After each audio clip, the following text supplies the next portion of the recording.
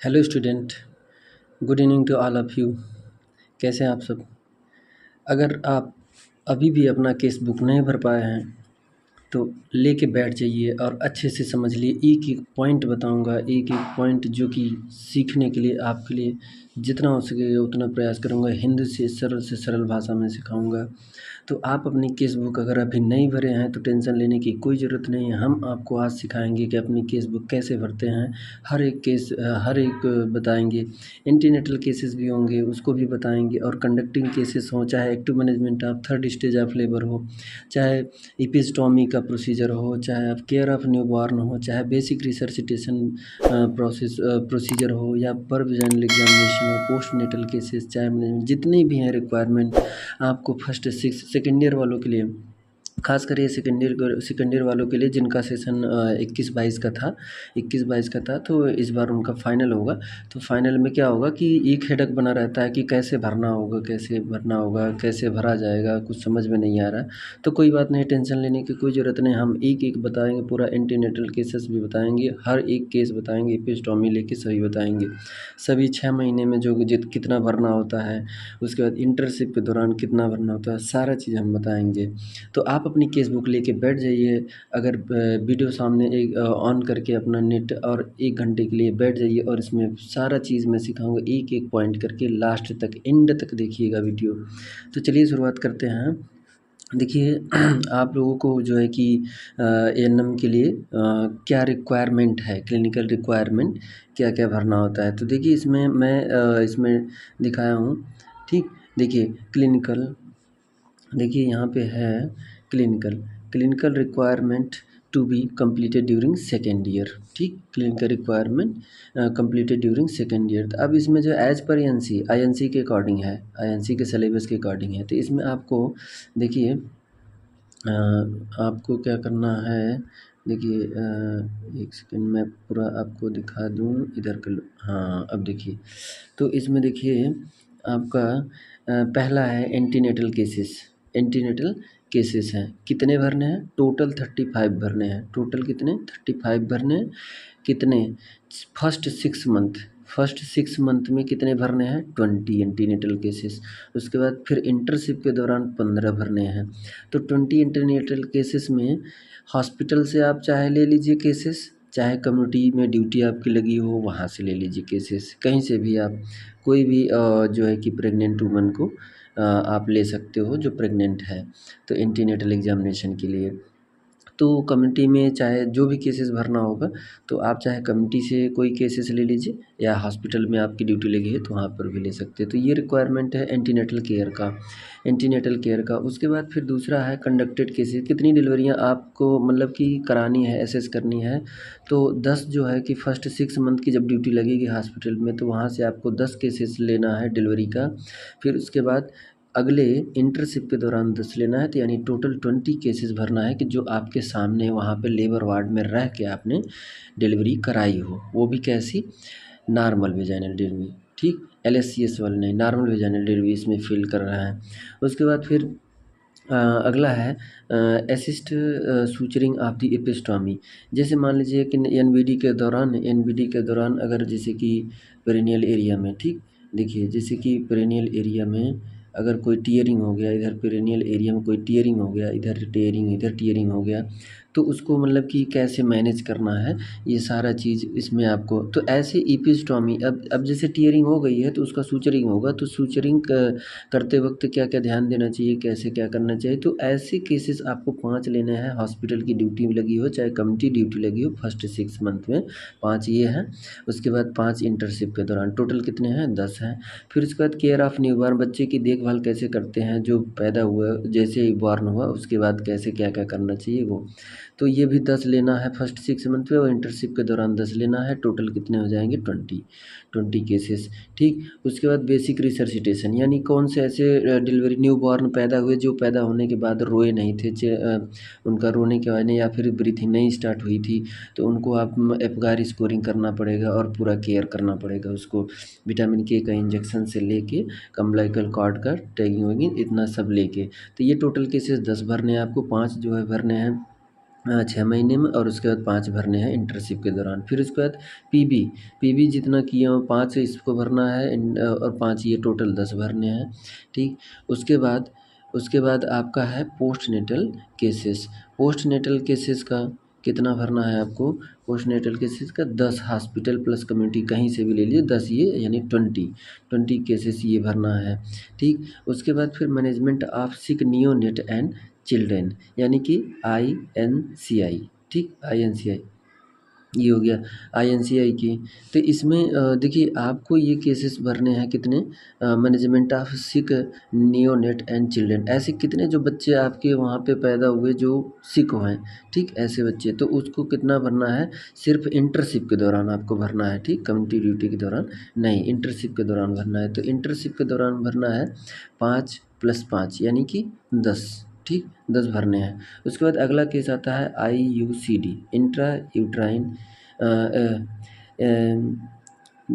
Cervical devices, intra uterine contraceptive devices insertion, यानी कि family planning method जो है कि कौन कौन महिला यूज की थी, ठीक, या फिर आपकी काउंसलिंग करने पर या फिर आपके सामने ऐसा हुआ कि IUCD इंसर्शन हुआ, इंट्रा यूट्राइन कंट्रासेप्टिव डिवाइसेस जो हैं कि हुई हैं।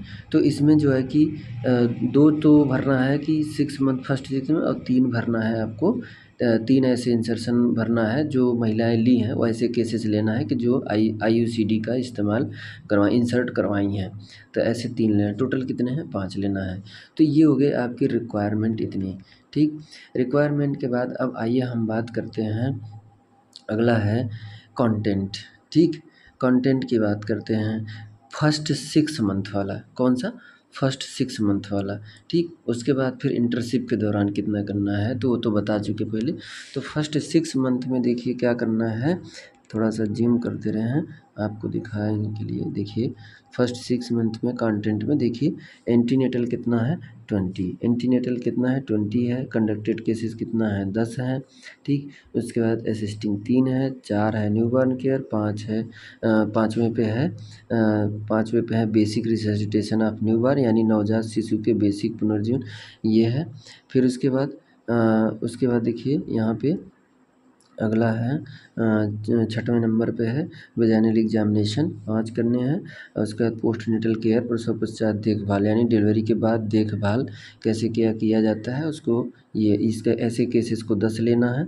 उसके बाद 8वें नंबर पे है management of sick neonate children, ठीक, IMNCI, ठीक, integrated management neonatal childhood illness, ये हो गया। फिर उसके बाद 9वें पे है IUD, इंट्रायूट्राइन डिवाइस इंसर्शन, कौन कौन महिला ऐसी थी जो आप ली थी, 5 भरना है, ठीक है, 5 भरना है। तो ये हो गया आपका, ठीक, कंटेंट में, यानी कि ये पूरा इतना भरना है, ठीक। कंटेंट के बाद आइए हम आपको दिखाते हैं अगला है कंटेंट इंटर्नशिप के दौरान कराने के बाद देखिए वैसे कंटेंट जो फर्स्ट 6 मंथ में था, तो एक चीज़ देखिए यहाँ पे आप जब कंप्लीट हो जाएगा तो यहाँ पे ज़रूर करा लीजिएगा सिग्नेचर ऑफ कोऑर्डिनेटर, आपके कोऑर्डिनेटर जो भी है, क्लास टीचर जो भी है उनका सिग्नेचर, उसके बाद प्रिंसिपल का सिग्नेचर, उसके बाद इंटरनल एग्जामिनर जो आया है मिडवाइफ का जो आपका लेने वो उसका, और एक्सटर्नल एग्जामिनेशन का, ठीक, ये लेना है। तो ये ज़रूर करवा लीजिएगा अपने केसबुक पे सिग्नेचर ज़रूर करवा लीजिएगा। फिर उसके बाद फिर आए इंटर्नशिप में भी सेम वही है, सेम ऐसे ही उतने केसेस जो भी हैं, जो क्राइटेरिया केसेस दिए गए हैं उसको कराने के बाद सिग्नेचर इसमें भी करा लीजिएगा, ठीक। उसके बाद अब आइए हम सीधा चलते हैं एंटीनेटल केसेस। पहले हम आपको एंटीनेटल केसेस बताएंगे, फिर उसके बाद कंडक्टेड केसेस बताएंगे। तो एंटीनेटल केसेस के बारे में फर्स्ट 6 मंथ में जो आपको एंटीनेटल केसेस करना है, तो पहला हम केस लिए हैं एंटीनेटल केस में, पहला, ठीक। इसमें देखिए आप अपना केस बुक लेके बैठ जाइए, ठीक, एक पेंसिल ले लीजिए, पेंसिल लेके बैठ जाइए। पेंसिल से क्या होगा कि आप इरेज भी कर सकते हो। पहले एक केस आराम से समझ लीजिए आप, ठीक, एक केस आराम से समझने के बाद उसके बाद फिर आराम से रिलैक्स होके आप अपना, ठीक, वीडियो को 2 बार, 1 बार, जैसे भी, जब से नहीं समझ में आएगा तब से देखिए। और बाय द वे मान ली इसमें से आपको अब यहाँ पे आप पूछ नहीं सकते, क्लास में तो हो नहीं, ऑनलाइन हो, तो आप अगर नहीं हो तो आप कमेंट कर सकते हो, हमें कमेंट करके करके पूछ सकते हो सर ये वाला नहीं समझ में आ रहा, उसके बारे में बता दीजिए, तो मैं बताऊँगा। तो चलिए शुरुआत करते हैं एंटीनेटल एग्जामिनेशन का, यानी प्रसव पूर्व परीक्षण का। पहला केस हम लिए हैं, तो पहले केस में देखिए क्या है, पहला नेम ऑफ द हॉस्पिटल, ठीक, हॉस्पिटल या पीएससी या सब सेंटर, यानी महिला उस जो महिला आई है उसके क्षेत्र में कौन सा हॉस्पिटल आता है, कौन सी पीएससी है या कौन सा सब सेंटर है, उसका नाम लिखना है, ठीक। अगर आप वहाँ पे पीएससी पे हो तो पीएससी पे लिखिए, सब सेंटर पे हो तो सब सेंटर पे लिखिए, अगर हॉस्पिटल पे हैं तो हॉस्पिटल में लिखिए। आपकी ड्यूटी अगर हॉस्पिटल में लगी है तो महिला हॉस्पिटल में होगी तो यहाँ पे हॉस्पिटल में आपको लिखना पड़ेगा, हॉस्पिटल का नाम लिखना पड़ेगा। अगर आपकी ड्यूटी पीएससी पे थी, कम्युनिटी ड्यूटी में जाएंगे आप, तो पीएससी प्राइमरी हेल्थ सेंटर पे लगेगा, उसके सब सेंटर पे लगेगा, तो वहाँ पे आप अगर जा रहे हैं तो वहाँ पे ड्यूटी लगी है। अगर आपको वहाँ केस मिल गया तो वहाँ पीएससी पे लिख दीजिए, पीएससी पे मिला पीएससी लिख दीजिए, और अगर सब सेंटर पे मिला है तो सब सेंटर पे लिख लीजिए, ठीक। यहाँ पे जो भी है पीएससी सीएससी पीएससी या हॉस्पिटल जो भी है, ठीक।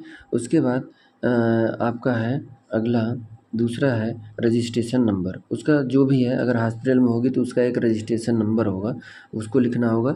फिर किस वार्ड में वो एडमिट थे हॉस्पिटल में, किस वार्ड में आई थी एंटीनेटल केयर के लिए, तो एंटीनेटल वार्ड, कौन सा वार्ड, एंटीनेटल वार्ड या प्रीनेटल वार्ड, क्या बोलते हैं उसको, एंटीनेटल वार्ड या प्रीनेटल वार्ड। फिर उसके बाद अगला देखिए नेम ऑफ द मदर, ठीक, जो महिला आई है उसका नाम लिखिए, ठीक। उसका नाम लिखने में जो भी नाम है तो हमने यहाँ पे लिया जो है कि वह उसका नाम लिखने के बाद एज, उसका एज लिखिए, एज लिखने के बाद उसकी योग्यता, पढ़ी कितनी है, ठीक, एजुकेशन, ठीक, या फिर इलिटरेट अगर है तो यहाँ पे एजुकेशन में जैसे मान लीजिए वो 10th पास है, ठीक, तो वहाँ पे लिखना है 10th पास या फिर हाई स्कूल, 10th पास लिखना है या फिर हाई स्कूल लिखना है। जैसे भी बढ़िया ग्रेजुएट है तो ग्रेजुएट लिखिए, ठीक, अगर ग्रेजुएट है तो सीधा ग्रेजुएट लिख दीजिए, ग्रेजुएट, ठीक, ग्रेजुएट लिख दीजिए, ये भी लिख सकते हैं। उसके बाद उसका उम्र जो भी है, 25 साल 26 साल 30 साल 32 जितना भी हो, उसकी एज लिख दीजिए। फिर उसके बाद ऑक्यूपेशन, उसका ऑक्यूपेशन में उसका महिला का ऑक्यूपेशन, यानी कि अगर पढ़ी लिखी होगी, हो सकता हो मे बी वो क्लास टीचर हो या प्राइवेट जॉब कर रही हो या कुछ नहीं कुछ कर रही, तो उसका लिख देना है, क्या लिखना है, हाउसवाइफ, क्या लिखना है, housewife, house wife, house wife, ठीक, क्या लिखना है, हाउस वाइफ, यानी घर पे रहती है, ठीक। उसके बाद अगला अगला है, तो अब उसके पति का नाम, हस्बैंड का नाम, फिर उसके पति की आयु, फिर उसके बाद एजुकेशन, उसका पति कितना एजुकेटेड है, इलिटरेट है, एजुकेटेड होगा तो कितना तक पढ़ा है, ठीक, कितना, शैक्षणिक योग्यता क्या है, 10th पास है, 12th पास है, ग्रेजुएट है, क्या है। उसके बाद उसका कामकाज, ठीक, यानी व्यवसाय, वो क्या कर रहा है, या तो वो प्राइवेट जॉब कर रहा है या फिर खुद की बिजनेस है या फिर गवर्नमेंट जॉब कर रहा है या फिर एग्रीकल्चर कर रहा है, ठीक। अगर प्राइवेट है तो आप प्राइवेट जॉब लिखेंगे, क्या लिखेंगे, प्राइवेट प्राइवेट जॉब, ठीक, प्राइवेट जॉब। और उसके बाद प्राइवेट जॉब नहीं, अगर गवर्नमेंट जॉब है तो उसको गवर्नमेंट जॉब लिखिए, गवर्नमेंट ऐसे डॉट गवर्नमेंट जॉब ऐसे लिखिए। और अगर गवर्नमेंट जॉब नहीं है, खुद की बिजनेस है, तो यहाँ पे लिख दीजिएगा बिजनेसमैन, ठीक, बिजनेसमैन, ठीक, बिजनेसमैन जो भी है, ठीक। उसके बाद अगर वो कुछ नहीं कर रहा है, खेती बाड़ी कर रहा है, तो उसको आपको क्या लिखना है, एग्रीकल्चर, एग्रीकल्चर, ठीक, ये है एग्रीकल्चर लिखना है। तो इसके पति का नाम, आयु, उसके बाद योग्यता, उसके बाद क्या, उसका ऑक्यूपेशन, ठीक, ये हो गया। उसके बाद अगला है ऑब्स्टेट्रिकल हिस्ट्री, आ जाइए ऑब्स्टेट्रिकल। अब महिला का ऑब्स्टेट्रिकल हिस्ट्री, ऑब्स्टेट्रिकल हिस्ट्री का मतलब ये होता है कि पीरियड ऑफ जेस्टेशन, ठीक, कितने दिन की प्रेगनेंसी है जो आपके पास आई एंटीनेटल एग्जामिनेशन के लिए।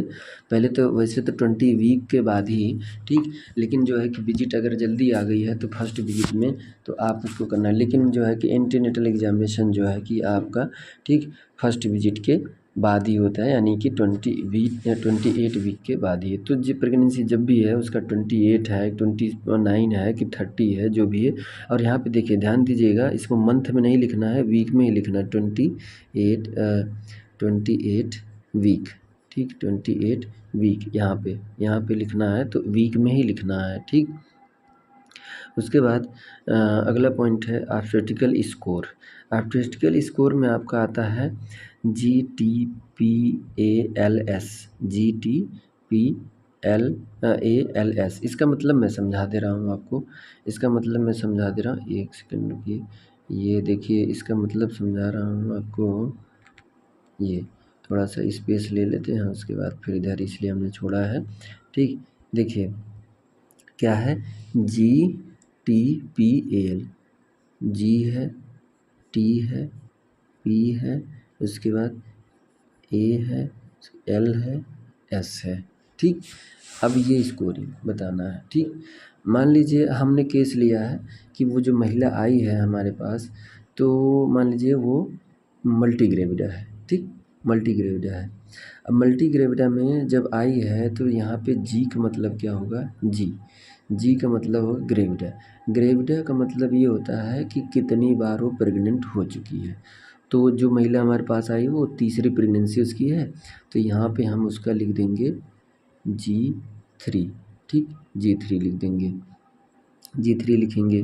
ठीक, उसके बाद G3 यहाँ लिख देंगे। ठीक, उसके बाद देखिए G3 के बाद अब आ गया टर्म बर्थ। क्या उसका बेबी तीन बार प्रेग्नेंट, 3 बार ये प्रेगनेंसी जो हमने लिखा है इसमें 3 बार, जो पहली बात तो उसका जो है कि पहली प्रेगनेंसी, ठीक, जो एबॉर्ट हो चुकी है, ये ऐसा कह रही है। पहली जो है एबॉर्शन हो चुकी है। दूसरी क्या हुई है, बेटा पैदा हुआ था, वो अभी ज़िंदा है, वो सही है, कुशल मंगल है, सब कुछ है।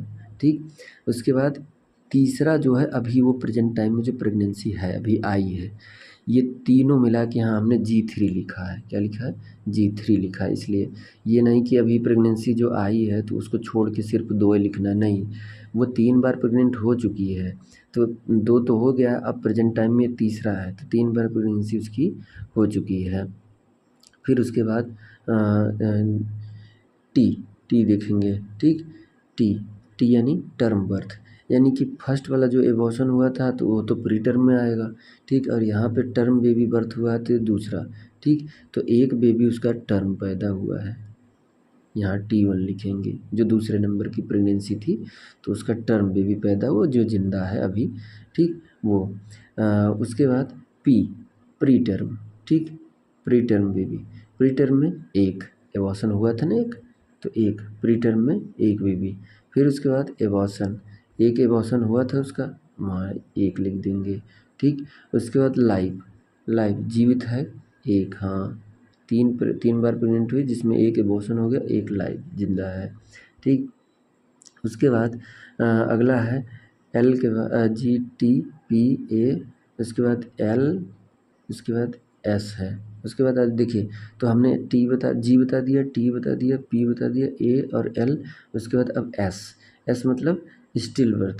क्या उसका बच्चा कोई जो मृत पैदा हुआ था, नहीं, 0। ठीक, ये यहाँ पे देखिए एक कन्फ्यूजन होगा आपको कि जैसे कि एबॉर्शन हुआ था तो एबॉर्शन में क्या है कि उससे पूछ लीजिएगा कि अगर वो एबॉर्ट हुआ था जब, तो क्या लाइव एबॉर्ट हुआ था, जिंदा था, या फिर डेथ हुई थी। तो जो अगर डेथ हुई होगी, ठीक, तो डेथ में जैसे यस का मतलब है स्टिल बर्थ, स्टिल बर्थ का मतलब होता है कि यूट्रस में ही एक्सपायर हो जाए, तो उसके लिए लिखेंगे। अगर ये एबॉर्शन भी हुआ था, अगर लाइव है तो उसको लाइव पैदा हुआ तो लाइव लिखेंगे, तो यहाँ 1 लिखेंगे। ठीक, यहाँ पे 1 लिखेंगे, नहीं हुआ तो यहाँ पे 0 लिखेंगे। ठीक, यहाँ पे तो आ गया स्कोरिंग का समझ में आ गया, GTPALS। ठीक, अगर जिसको नहीं समझ में आएगा तो वो कमेंट ज़रूर करेगा कि हमें ये चीज़ नहीं है। तो जी मतलब ग्रेविडा, ग्रेविडा मतलब कि कितनी बार वो प्रेग्नेंट हुई है। पी मतलब, ठीक, जैसे यहाँ पे तो देखिए हम लोग के यहाँ जहाँ भी था अभी तक तो हम ये जानते, पी का मतलब यहाँ प्री टर्म दिया है।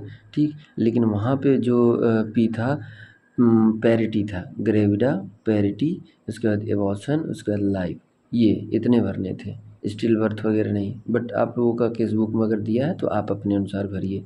पैरिटी का मतलब होता है कि प्रेगनेंसी जितनी बार हुई तितनी बार डिलीवरी NBT हुआ था कि नहीं, पैरिटी मतलब डिलीवरी कितनी बार हुई थी। एबॉर्शन का मतलब ये है कि बिफोर 28 वीक, एबॉर्शन का मतलब बिफोर 28 वीक से पहले कितने उसके बच्चे एबॉर्ट हुए हैं, वो चीज़। तो 28 वीक के पहले जो है कि एक तीन प्रेगनेंसी में से एक ठो प्रेजेंट है और 2 में जो है कि एक एबॉर्ट हुआ था 28 वीक से पहले, तो यानी यहाँ पे हमने एक लिख दिया है, ठीक। तो हमारे पास हमने केस ये लेके चल रहे हैं, जो हमारे पास आई वो मल्टी ग्रेविडा है, उसकी तीसरी प्रेगनेंसी है, तो ये अकॉर्डिंग ये मान के चल रहे हैं, तो समझ में आ गया। उसके बाद अब आइए हम आपको बताते हैं एलएमपी और ईडीडी निकालना। क्या? एलएमपी और ईडीडी निकालना। देखिए एलएमपी में महिला का पूछ के लिखना है कि लास्ट मंथ पीरियड क्या था। तो मान लीजिए हम यहाँ एक डेट ले लिए हैं 27/9/2022, ये डेट हमने एलएमपी दे दिया। तो उसका आप ईडीडी निकालोगे तो ईडीडी क्या आएगा? अब ईडीडी निकालने के लिए ये क्या है, ये क्या है? डे है, यानी दिन है, और ये क्या है? मंथ है, और ये क्या है? ईयर है, ठीक। ये चीज़ समझ में आ डेट में। अब इस डेट में हमें +7 ऐड करना है और इसमें +9 ऐड करना है, ठीक। और ये तो जो है कि जैसे अगर मान लीजिए दूसरी साल में अगर आ गया तो ऐसे, नहीं तो अगर जैसे जनवरी से स्टार्ट होता तो दूसरा साल नहीं उसी में होता, तो ऐसा ईयर जब चेंज होगा तो उसको हम चेंज कर देंगे। तो यहाँ पे जो हमने केस लिया है वो चेंज हो जाएगा, ये 23 हो जाएगा, तो यहाँ 2023 लिखेंगे। तो अभी अब देखिए, अब अगर हम 27 में, ठीक, 27 में 7 जोड़ रहे हैं तो अभी जो 9वां महीना है, ठीक, सितंबर है। ये क्या है? ये कौन सा महीना है? सितंबर है। ये सितंबर का महीना है, ठीक। अब सितंबर का महीना है ये, तो इसमें जो है कि अगर हम इसमें डे वाले में 7 जोड़ना है, तो 7 में अगर 3 जोड़ देंगे तो ये कितना हो जाएगा? तो ये 27 3 30 हो जाएगा। 30 हो गया, यानी सितंबर गया, सितंबर के बाद अक्टूबर आ जाएगा, तो यहाँ पे 10 हो जाएगा, ठीक। 10 हो जाएगा, 3 दिन का फ़र्क है, 3 दिन का। तो अगर 3 दिन का इधर है तो हम उसको इग्नोर कर देते हैं, उसको नहीं लेते हैं, ठीक। 3 ले लेते हैं। उसके बाद 3 का लेने के बाद जब सितंबर आ जाएगा तो सितंबर से अब हमें 9 जोड़ना होगा। तो सितंबर को छोड़ दिए। सितंबर के बाद अक्टूबर, नवंबर, दिसंबर, जनवरी, फरवरी, मार्च, अप्रैल, मई, जून। कितना? जून, ठीक। ये आ रहा है। और अगर हम 10वां कंसीडर कर रहे हैं सितंबर, तो सितंबर, अक्टूबर, नवंबर, दिसंबर, जनवरी, फरवरी, मार्च, अप्रैल, मई आएगा, ठीक। मई, तो देखिए मई आएगा तो यहाँ पे कि 9 जोड़िए, ठीक। 10 में 9 जोड़िए तो कितना आ रहा था?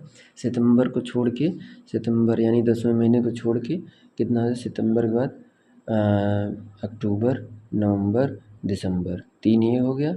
जनवरी, फरवरी, मार्च, अप्रैल, मई, जून, जून आ जाएगा, ठीक। मई 5वां, जून 6वां, तो यहाँ पे कितना आ जाएगा ईडीडी? देखिए ईडीडी कितना आ जाएगा? तो ये जब, तो ये पहली बात तो ये 4 आएगा, 3 जुड़ गया 30 हो गया, आगे का 4 बचेगा, तो ये कितना आ जाएगा, ठीक। एक सेकंड रुकिए। अब इसमें जो है ये, ठीक। अब अगर 4 हो जाए तो ये 04 आएगा, 04, और कितना आ रहा था? जून आ रहा था ना, ठीक।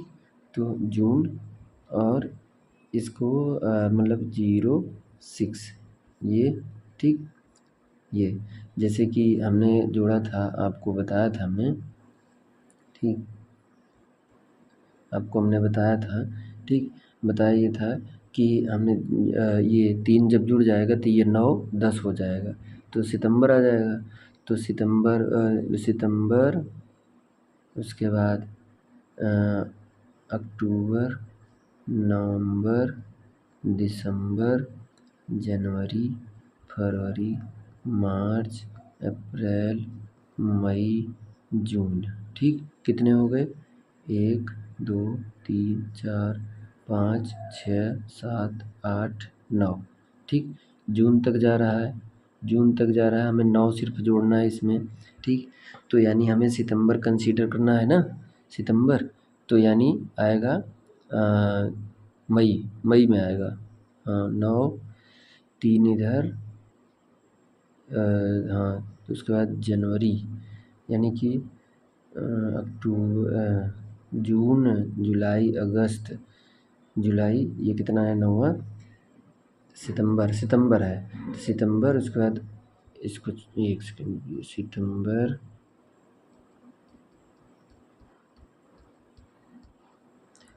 अक्टूबर, नवंबर, दिसंबर, जनवरी, फरवरी, मार्च, अप्रैल, मई, जून, कितने हो गए, 1 2 3 4 5 6 7 8 9, जून आ गया ना। तो जून, तो मई कितना था 5, मई 5, ठीक। उसके बाद जून 6, यहाँ पे आ जाएगा 2023, कितना आ जाएगा 2023। तो कितना आ गया इसका ईडीडी, 4/6/2023, यानी एस्टिमेटेड डे ऑफ डिलीवरी इसकी इतना आ गई, ठीक। उसके बाद अब अगला पॉइंट हम चलते हैं टेबल में, ठीक। देखिए टेबल में, अब मैं टेबल में आपको समझाते हैं। ये आप अपनी केस बुक लेके बैठ जाइएगा, उसमें सब समझ में आएगा। देखिए उसके बाद एक है एलएमपी और एडीडी के बाद एड्रेस है, महिला का एड्रेस लिख दीजिएगा कौन सा एड्रेस है। अब आ जाइए पास्ट ऑब्स्टेट्रिकल हिस्ट्री, ये क्या है, past obstetrical history. Past obstetrical history में, ठीक, यानी कि पिछली जो प्रेगनेंसी उसकी हुई थी उस टाइम के इस मदर का कंडीशन, और उसी टाइम जो उसका बेबी हुआ था, चाहे अबॉर्ट हुआ, चाहे एनबीडी हुआ हो, अभी भी वो लाइव हुआ हो, अच्छा खासा टर्म बेबी पैदा हुआ, तो उस टाइम के बच्चे की हालत क्या थी और मदर का हालत क्या था, ये है पास्ट बताना है, यानी जो बीत चुका है उसका वो बताना है, ठीक। तो अब देखिए इसमें पहला पॉइंट क्या है, सीरियल नंबर में यहाँ पे 1 हम डाल देंगे। दूसरा नंबर ऑफ़ प्रेगनेंसी, ठीक, इसकी नंबर ऑफ़ प्रेगनेंसी में कैसी प्रेगनेंसी थी ये, दूसरी थी, ठीक। अभी हाँ दूसरी का दे दीजिए, कोई भी एक दे दीजिए, चाहे पहली का दे दीजिए, पहले का दे दीजिए, पहला एबॉर्ट जो हुआ था, ठीक। डेट ऑफ डिलीवरी, तो डिलीवरी जब डेट उसकी जब एबॉर्ट हुआ था, डिलीवरी का डेट नहीं, तो ऐसे डैश करके छोड़ देना है। उसके बाद फुल टर्म की प्री टर्म, तो यहाँ पे प्री टर्म, ठीक, क्या लिखना है, प्री टर्म हुआ था। उसके बाद फिर नेचर ऑफ डिलीवरी कैसा, एनबीडी, तो यहाँ पे जब वही एबॉर्ट हुआ था तो कोई दिक्कत नहीं, ऐसे छोड़ दीजिए, डैश कर दीजिए। नेचर ऑफ पिपेरियम, उसके पिपेरियम यहाँ पे ज़रूर है, पिपेरियम देखिए नेचर ऑफ पिपेरियम में अगर उसको एबॉर्शन होने के बाद अगर कोई इन्फेक्शन नहीं हुआ था, इन्फेक्शन या सेप्सिस कंडीशन नहीं हुई थी, तो हम यहाँ पे लिख देंगे अनइवेंटफुल, अनइवेंटफुल, ठीक, अनइवेंटफुल लिख देंगे यहाँ पे नेचर ऑफ पिपेरियम में। और उसके अगर यदि अगर एबॉर्शन होने के बाद उसको इन्फेक्शन भी हो गया था, तो उसको यहाँ पे लिखेंगे इन्फेक्शन, ठीक, क्या लिखेंगे, इन्फेक्शन, नेचर ऑफ पिपेरियम में, यानी सेप्सिस लिखेंगे, ठीक। उसके बाद अगला है एबॉर्शन, ठीक, एबॉर्शन हुआ था, अगर एबॉर्शन हुआ था तो कैसा एबॉर्शन हुआ था, बेबी कैसा था, विएबल था, ठीक, कि नहीं विएबल था। उसके बाद एबॉर्शन में नाम लिखना है आपको यहाँ पे कि एबॉर्शन कैसा था, उसका स्टिल बर्थ था, इनवाइटेबल था, कंप्लीट था कि इनकम्प्लीट था, कैसा था, इसमें आपको मेंशन करना है, ठीक। तो ये हो गया, तो ये मदर की है पहली प्रेगनेंसी की, इसकी पहली प्रेगनेंसी की। फिर उसके बाद अब तो भाई जब एबॉर्ट हो गया तो बच्चे के यहाँ कोई जानकारी नहीं है, तो ऐसे कर दीजिए डैश डैश डैश डैश सब। यहाँ रिमार्क में लिख दीजिएगा फर्स्ट बेबी इज एबॉर्टेड, ठीक। सो ये मतलब फर्स्ट बेबी इज एबॉर्टेड, इतना लिख के छोड़ दीजिए। अब आइए दूसरा कॉलम, दूसरे कॉलम में 2 लिखिए, उसके बाद फिर nature of pregnancy sorry number of pregnancy दूसरी लिख दीजिएगा। उसके बाद डेट ऑफ डिलीवरी, उसकी डिलीवरी पूछ लीजिएगा कि तुम्हारा बच्चा, अगर भाई जैसे कि कार्ड वगैरह बनाई होगी कि मेरा ये जो बेटा है अभी जो मतलब कि चल रहा है, दौड़ रहा है, चल रहा है, डोल रहा है, तो इसका मतलब पूछ लीजिए इसका इस बच्चे की डिलीवरी कब है, तो अगर उसको याद है, नहीं तो कार्ड वगैरह होगा तो उससे डेट यहाँ पे मेंशन कर दीजिएगा। फिर इसके बाद उसको ज़ाहिर सी बात है वो टर्म पैदा हुआ तो प्री टर्म, तो यहाँ टर्म यहाँ पे लिखना होगा टर्म। उसका नेचर ऑफ डिलीवरी, कैसी डिलीवरी थी, एनबीडी थी या एलएससीएस से हुआ था उसका बच्चा, दूसरा वाला बच्चा उसका एनबीडी से हुआ था या एलएससीएस से हुआ था, सिजेरियन से हुआ था। तो यहाँ पे मेंशन करना है, ठीक। अगर एनबीडी हुआ था तो एनबीडी लिखना है, क्या लिखना है, एनबीडी लिखना है। और नहीं तो अगर एनबीडी नहीं हुआ था तो उसको क्या लिखना है, एलएससीएस लिखना है, ठीक। ये हो गया। अब उसके बाद ये दिया है नेचर ऑफ डिलीवरी हो गई, उसका नेचर ऑफ पिपेरियम, वही फिर नेचर ऑफ पिपेरियम में कि डिलीवरी के बाद उसको इन्फेक्शन वगैरह हुआ था तो सेप्सिस लिखना है, अगर नहीं हुआ है तो अनइवेंटफुल लिखना है, क्या लिखना है, अनइवेंटफुल, ये वाला जो हमने यहाँ पे अनइवेंटफुल लिखना है, ठीक। कोई घटना नहीं हुई थी उसके साथ पिपेरियम के टाइम, ठीक। और एबॉर्शन वाला दूसरे बच्चे में एबॉर्ट हुआ ही नहीं था तो ऐसे डैश करके छोड़ दीजिए। अब बच्चा जब पैदा हुआ था तो उस बच्चे का जो अभी ज़िंदा है, जो उसका बच्चा स्वस्थ है अभी है, तो वो उसमें लिखना है कि बच्चा जीवित, हाँ जीवित, यस जीवित यहाँ लिखना है, ठीक। लाइव लिखना है, एलाइव लिखना है। उसका सेक्स में कौन सा, वो मेल था, बेटा पैदा हुआ था। फिर उसके बाद वेट एट बर्थ, उस बच्चे के बर्थ के बाद जो है कि वेट, वज़न कितनी थी तो उसका वज़न लिख देंगे। फिर उसके बाद डेवलपमेंटल माइलस्टोन, डेवलपमेंटल माइलस्टोन में जैसे अगर मान लीजिए कोई उसके हाथ पाँव शरीर का फिजिकल एग्जामिनेशन है, एंथ्रोपोमेट्रिक मेजरमेंट कर लीजिएगा पैदा होने के बाद, अगर हुआ होगा तो उससे पूछ लेते कोई जब पैदा हुआ था तो इसको कोई दिक्कत था या फिर हाथ पाँव नहीं चला रहे थे, बहुत सुस्त रहता था, तो डेवलपमेंटल माइलस्टोन पूछ लिए, तो अगर वैसा कुछ होगा तो नॉर्मल लिखेंगे, यानी सही से हो रही उसकी बॉडी ग्रोथ तो नॉर्मल लिखेंगे, ठीक। और नहीं हुआ तो एबनॉर्मल, एबनॉर्मल डेवलपमेंट। फिर उसके बाद इम्यूनाइजेशन, यानी बेबी जब ये दूसरा वाला पैदा हुआ था तो इसको टीका लगा था कि नहीं, टीका में वो भी कौन वाला टीका उसको जो है कि ये इसको बीसीजी का, ठीक, टीटी का, और उसके बाद हेपेटाइटिस का, ये टीके लगे थे कि नहीं उसको, ठीक। फर्स्ट डोज अगर लगे थे तो ठीक, तो यहाँ पे लिख देंगे आल, आल लिख देंगे, ठीक। आल पूरा इम्यूनाइजेशन नहीं कराई थी तो इनकम्प्लीट लिख देंगे, इनकम्प्लीट, ठीक, पूरा नहीं करवाई थी। और अगर पूरा करवाई तो इम्यूनाइज्ड लिख सकते हैं या फिर आल, आल लिख देंगे, पूरा टीका वो लग चुका है, ठीक। तो ऐसे आप भरेंगे। अब आपके पास मान लीजिए हमने तो यहाँ मल्टी ग्रेविडा लिया था, क्या लिया था हमने, मल्टी ग्रेविडा हमने लिया था, मल्टी ग्रेविडा। आपके पास अब अगर मान लीजिए प्राइमरी ग्रेविडा आ गई, पहली पहली उसकी प्रेगनेंसी है, तो यहाँ पे क्या देना है, तो तब तो उसकी पास्ट कोई ऑब्स्टेट्रिकल हिस्ट्री है ही नहीं है, तो उसको नहीं फिलअप करना है, ठीक। इसको क्या करना है, इसको फिलअप नहीं करना है, ठीक। यहाँ पे नहीं करना है, ऐसे डैश सब छोड़ दिए, नहीं तो छोड़ दीजिएगा ऐसे, आप ऊपर मेंशन कर दिए कि प्राइमरी ग्रेविडा है, ठीक। ऊपर आप मेंशन कर चुके हैं, तो ये हो गया। उसके बाद देखिए आपका ये नीचे साइड में आता है, नोट में दिया है, ठीक। नोट में दिया है ये वाला कि इफ़ पिपेरियम वाज एबनॉर्मल, पिपेरियम कैसा एबनॉर्मल, स्पेसिफाई इट। अगर जैसे डिलीवरी के बाद जैसे हमने कहा कि उसको इन्फेक्शन हो गया था, तो किस चीज़ का इन्फेक्शन हो गया था, कैसा कंडीशन था, कितने दिन में वो रिकवर हो गई थी, या कौन कौन सी दवा चली, तो सारी चीज़ें इसके पूरा ब्यौरा वहाँ पे देना है। जब डिलीवरी के बाद अगर कोई एबनॉर्मलिटी मिली थी या हुआ था तो उसको यहाँ बताइए जो भी है, ठीक।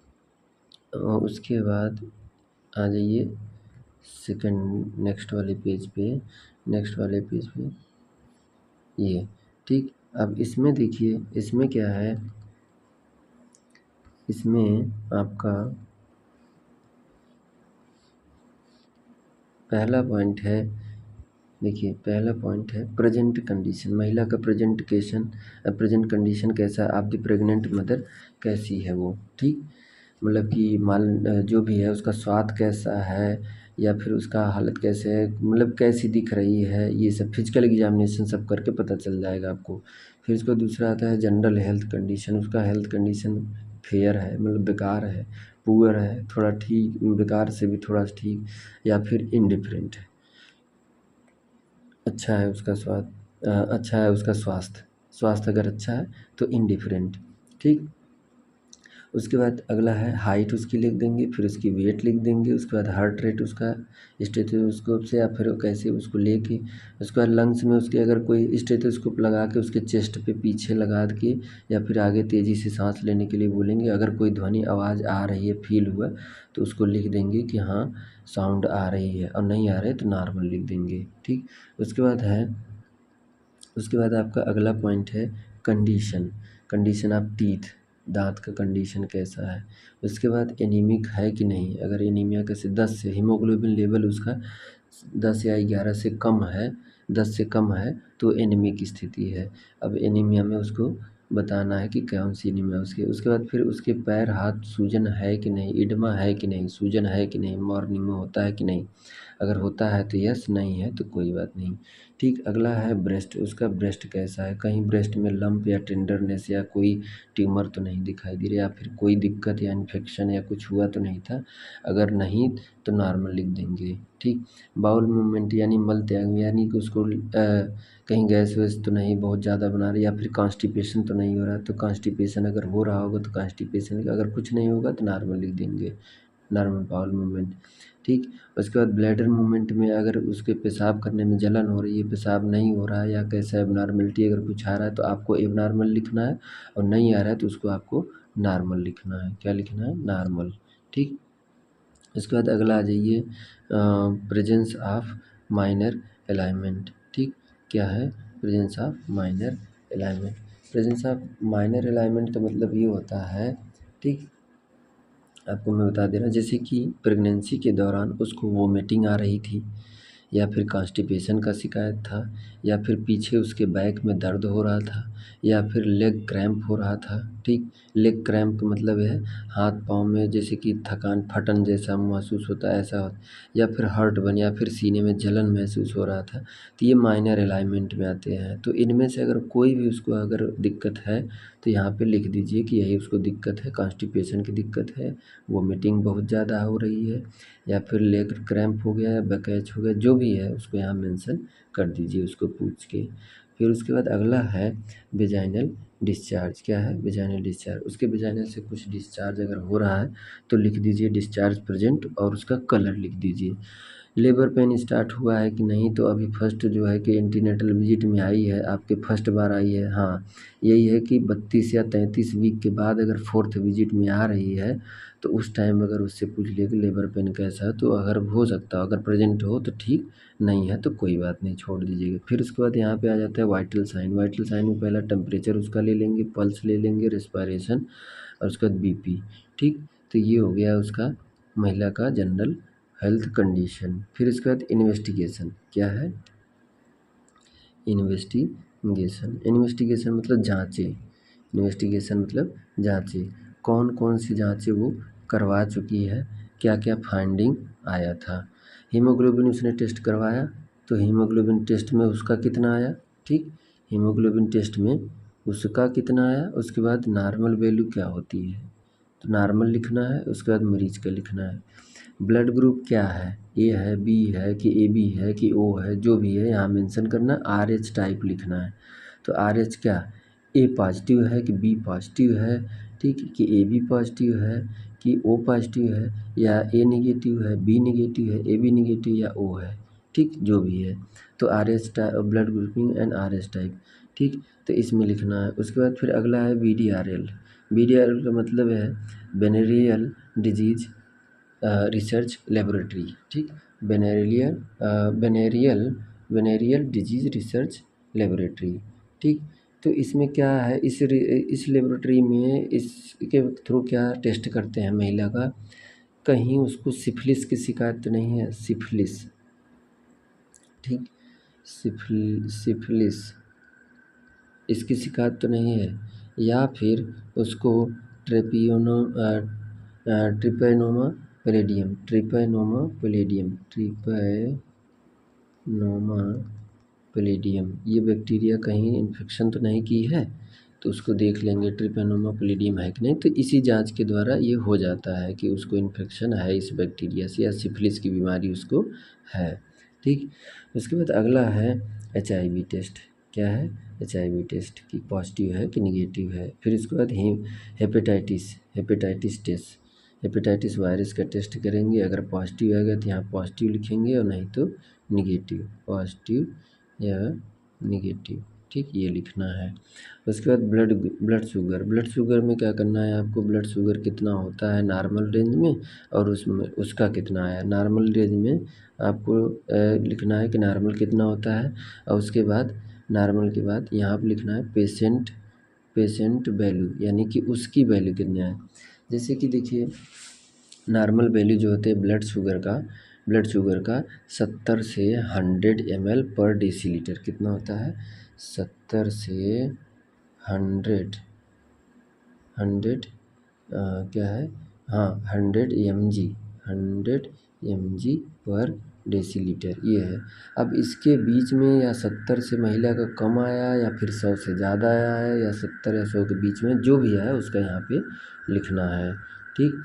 उसके बाद अगला शुगर के बाद है आपका यूरिन, ठीक। यूरिन में जांच किस लिए करेंगे यूरिन का, कि यूरिन में कहीं प्रोटीन तो नहीं है, शुगर की मात्रा तो नहीं आ रही यूरिन से। तो अगर पॉजिटिव है, अगर यूरिन में उसके प्रोटीन पाया जा रहा है, शुगर पाया जा रहा है, तो वो एक्लेम्सिया की मरीज़ है, ठीक, वो एक्लेम्सिया की अफेक्टेड है। अब ये टेस्ट कैसे होता है, ठीक, ये यूरिन टेस्ट कैसे होता है, सिंपल तरीका है, कोई ना लैब कोई वो नहीं, सिर्फ एक किट आता है। किट में क्या रहेगा, ऐसे बॉटल रहेगा, ठीक, एक छोटी सी बोतल रहेगी, छोटी सी बोतल रहेगी, और ये बोतल जो है कि कलर्ड होगी, ऐसे यहाँ स्टिप होगी और स्टिप में कलर्ड होगी, ऐसे यहाँ पे बड़ा और कर देते यहाँ से लेके यहाँ तक। अब इसमें क्या होगा, दो, ठीक, दो मार्क होंगे, एक ये हो गया, ये दो मार्क, एक ये हो गया और दूसरा होगा, देखिए दूसरा, देखिए ये बना दे रहे हैं, ये 2 मार्क है, मान लीजिए इस पे मार्क है।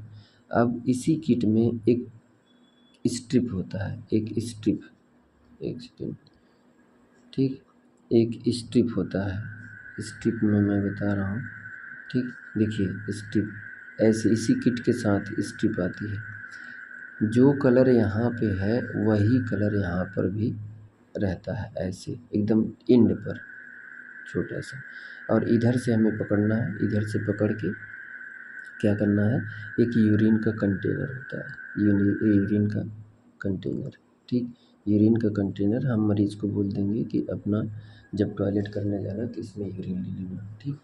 अब यूरिन ले लिए तो इसमें देखिए हमने क्या कहा कि इसमें भी 2 कलर होते हैं, जैसे देखिए ऊपर ये कलर हो गया, उसके बाद दूसरा है ये, ठीक, अभी दोनों कलर हैं, अभी दोनों कलर हैं, ये भी ये भी सेम है, स्ट्रिप का कलर और बॉटल पर का colour.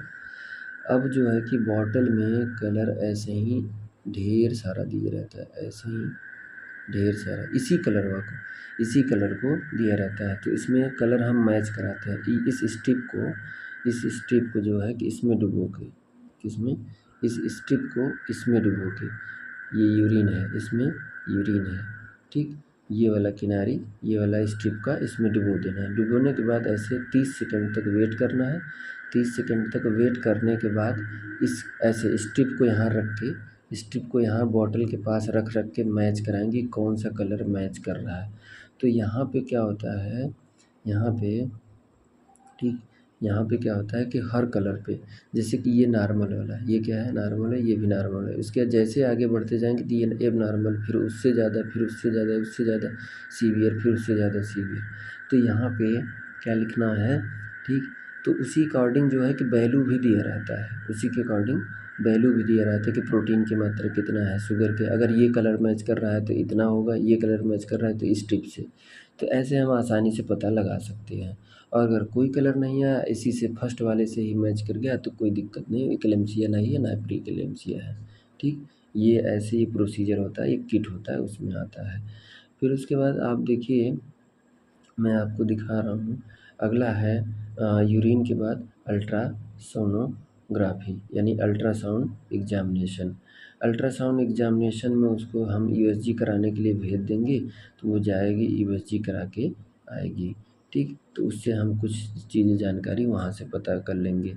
If done right significant finding, अगर अल्ट्रासाउंड कह रहा है कि इफ़ डन, अगर अल्ट्रासाउंड वो कराई है, अल्ट्रासाउंड अगर वो कराई है, अल्ट्रासाउंड कराई है, तो उसमें अल्ट्रासाउंड में क्या पाया आपने, जो पाया आपने वो यहाँ लिखिए, और क्या होना चाहिए वो यहाँ लिखिए।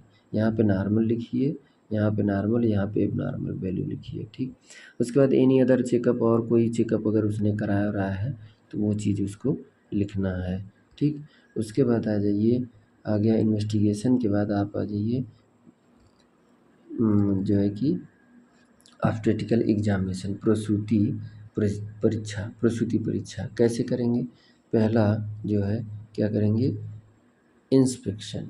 इंस्पेक्शन मतलब ऐसे ही बाहर से क्या करेंगे, उसको लेटा के प्राइवेसी मेंटेन करके एंटीनेटल वार्ड में उसको लेटा के उसके बाद उसके एब्डोमेन का एग्जामिनेशन करेंगे, किसके द्वारा, इंस्पेक्शन। इंस्पेक्शन में क्या करेंगे, बस खाली ऊपर से ऐसे देखेंगे, शेप, साइज। ठीक, ये चीज़ देखेंगे, क्या देखेंगे, साइज देखेंगे, शेप देखेंगे।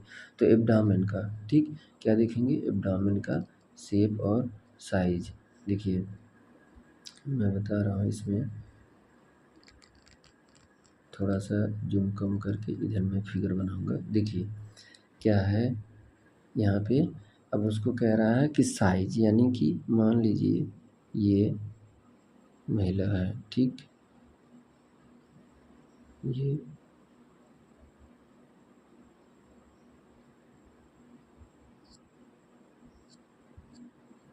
महिला लिटाई है, ये उसका नाभि है। ठीक, नाभि हो गया, ये ब्रेस्ट। ठीक, ये हो गया। उसके बाद ये लेटी है। ठीक,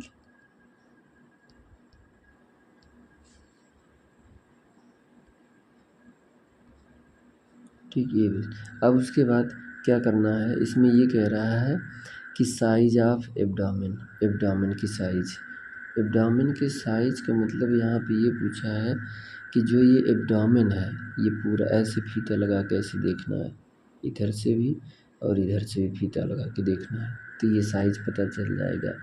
अब साइज में, एब्डोमेन के साइज में, ठीक, देखिए अगर बिटवीन 28 से 32 वीक की प्रेगनेंसी है, 28 से 32 वीक की प्रेगनेंसी है, तो उसका एब्डोमेन का साइज जो है कि राउंडेड होगा। ठीक, उसके बाद अगर मान लीजिए अगर उससे कम है, तो पेल्विस रीजन से नीचे ही आया होगा, इधर ही रहेगा, इधर है। ठीक, नीचे पेरिनियम एरिया इधर ही रहेगा। ठीक, ज़्यादा नहीं रहेगा। और मान लीजिए अगर 28 के ऊपर 32 है, 30 है, तो कुछ तो आ जाएगा यहाँ पे अम्बिलिकल, यहाँ तक आ जाएगा, कहाँ तक, ठीक, नाभि तक आ जाएगा, जहाँ पे 24 वीक होता है, 24 वीक यहाँ तक। फिर उसके बाद इसको भी 3 में, इसको भी 3 में, नीचे भी 2, 3 ऐसे कर देंगे, 3 में डिवाइड, फिर 4 का अंतर रखे, इधर 24, 24 4 28, 28 4 32, 32, उसके बाद 42, 42 के आने के बाद फिर नीचे आने लगेगा 36, 36 के बाद 42, 42 के बाद नीचे आने लगेगा। सेम यहाँ पे 24 है, ये नाभि से नीचे 24 के बाद यहाँ पे क्या आ जाएगा 20, 20 के बाद क्या आ जाएगा 16, यानी 4 का अंतर रहेगा, 16। ठीक, 16। तो ऐसे हम देख लेंगे उसका शेप और साइज, शेप और साइज। एब्डोमेन का अगर क्या बोलते हैं कि एब्डोमेन के साइज की शेप की बात करें, शेप, तो शेप में आपको लिखना है ओवल। ठीक, कैसा लिखना है, ओवल लिखना है, या फिर फ्लैट है तो फ्लैट लिखना है, या फिर राउंडेड है तो राउंडेड लिखना है। ठीक, ये चीज़। उसके बाद अगला है C option, contour of abdomen, पेट की रूपरेखा। आप उसकी पेट की रूपरेखा देख लीजिए कैसा दिख रहा है, कोई लेसन वगैरह या ड्राइनेस, सूखा, या फिर और कोई निशान, यानी कोई निशान या फिर स्कार, कोई स्कार पड़ा हुआ है, पिछली प्रेगनेंसी का स्कार तो नहीं है, कोई जो है कि टाका चला हो या फिर सुचरिंग हुई हो, कुछ चीज़ें हैं एब्डोमेन, लोअर एब्डोमेन में, तो ये सब देखना है, कंटूर ऑफ एब्डोमेन। उसके बाद अगला है स्किन चेंजेज। ठीक, अगर उसके त्वचा में बदलाव आ रहा है तो वो भी देखिए, उसको भी लिखना है। फिर उसके बाद इंस्पेक्शन के बाद क्या है, इंस्पेक्शन। इंस्पेक्शन के बाद पाल्पेशन। पाल्पेशन में क्या करना है, पहला है पाल्पेशन में पहला है हाइट ऑफ द फंडस, यानी फंडस की हाइट पता लगानी है। फिर उसके बाद एब्डामन। अब फंडस की हाइट पता लगाने के लिए देखिए, ये जिफिस्टर्नम से यहाँ से लेके यहाँ तक, तो ये है, देखिए ये आपका हो गया ये चीज़, ये नाभि हो गई यहाँ, ठीक, ये नाभि हो गई। नाभि के बाद हमें क्या करना है, यहाँ इसमें भी 1 2 3, ठीक, 4 का अंतर, 1 2 3, कितने हैं, 3, ठीक, 4 का अंतर करना है।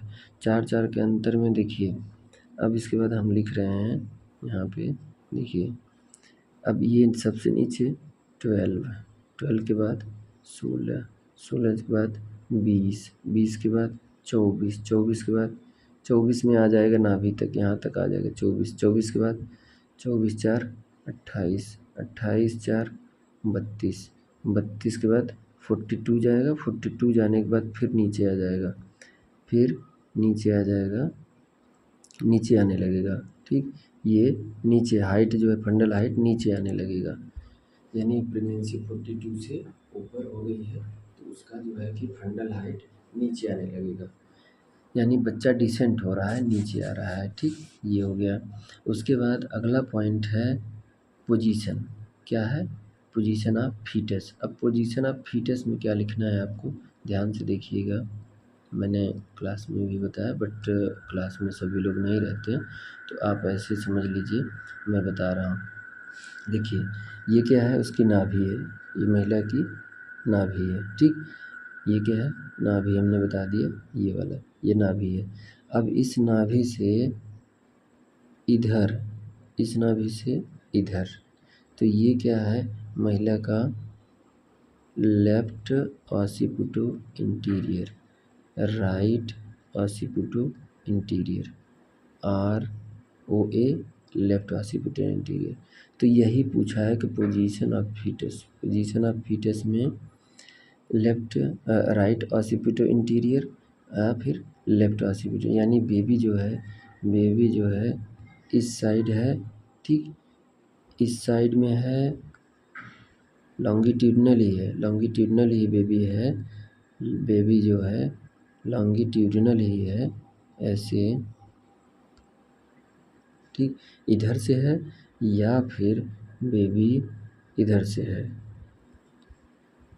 ऐसे, ठीक, लॉन्गिट्यूडनल में ऐसे इधर से है, ठीक।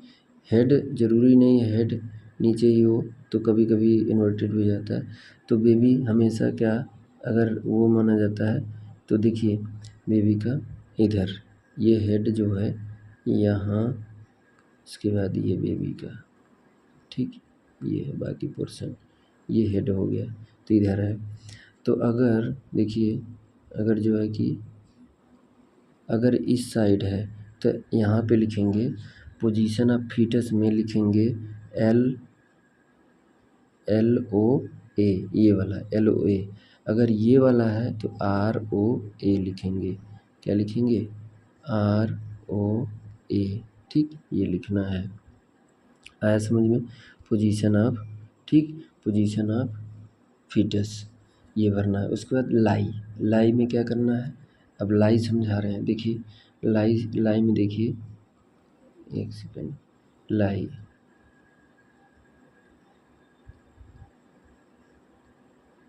देखिए ये लाई में क्या करना है कि उस बच्चा जो है, बच्चे का लाई क्या है, लॉन्गिट्यूडनल, यानी मदर्स का ये क्या है, स्पाइन के ठीक ऐसे ही बच्चा है सीधा, ठीक, ऐसे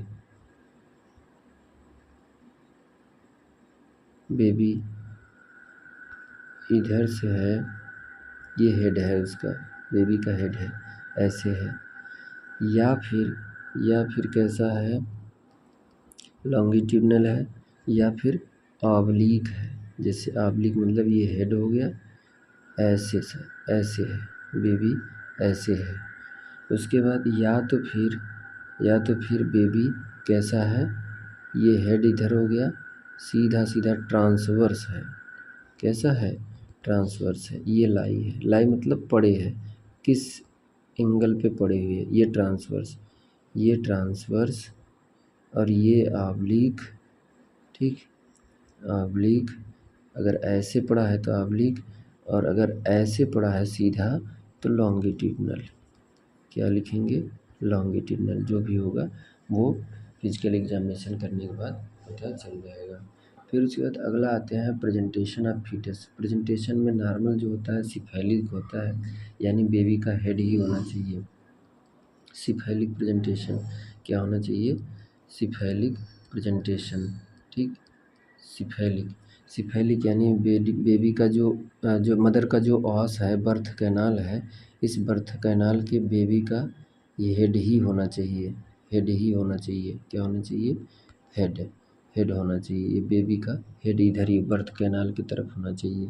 जब 35 से लेके 40 तक हो जाए बेबी, तब वीक तक। उसके बाद अगला है एमनियोटिक फ्लूइड बलून। क्या है, amniotic fluid balloon.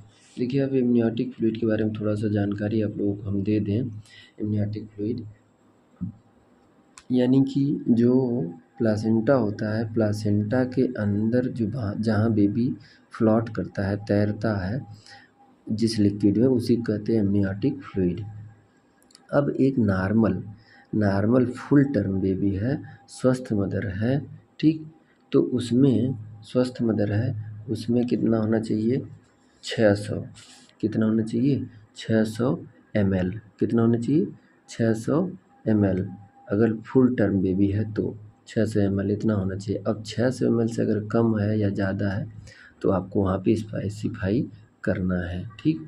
Amniotic fluid volume 600 है, 500 है कि 250 है, 300 है, जैसे। तो ये चीज़ पता आप कैसे पाओगे, आप पता ऐसे पाओगे कि अल्ट्रासाउंड वो कराई है, ठीक, अल्ट्रासाउंड के थ्रू पता चल जाएगा उसमें। उसके बाद अगला है एमनियोटिक फ्लूइड वॉल्यूम के बाद प्रीवियस स्कार, कोई पिछली प्रेगनेंसी का, यानी अभी जो आई है इससे पहले उसकी प्रेगनेंसी, किसी प्रेगनेंसी में, प्रेगनेंसी की वजह से, किसी प्रेगनेंसी की वजह से पेरिनियल एरिया में ऐसे स्कार तो नहीं बने हुए।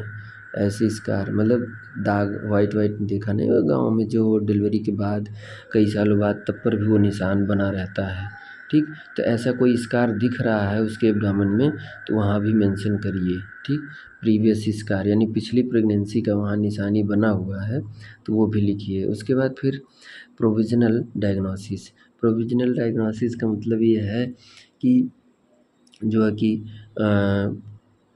कंटामिनेंट, या फिर जैसे कि एनी ऐसा केस हो जो सीरियस केस हो गया, जिसमें जो है कि आप कुछ कर ही नहीं सकते, आप कुछ उसको हाँ कर ही नहीं सकते, सीधा रेफ़र कर दीजिए, सीधा रेफ़र कर दीजिए। यानी ऐसी कोई प्रोविजनल डायग्नोसिस आया जो आपके लेवल का नहीं था या फिर आपसे नहीं संभल पा रहा था, तो उस पे आप कमिटमेंट मत कीजिए कि ये कर लीजिए, वहाँ चले जाइए, ये कर लीजिए। बस ये आपको सीधा सलाह देना है, एक ही सलाह देना है कि आप चले जाइए डिस्ट्रिक्ट हॉस्पिटल या higher institution hospital, medical officer को दिखाइए, ये आपका काम है।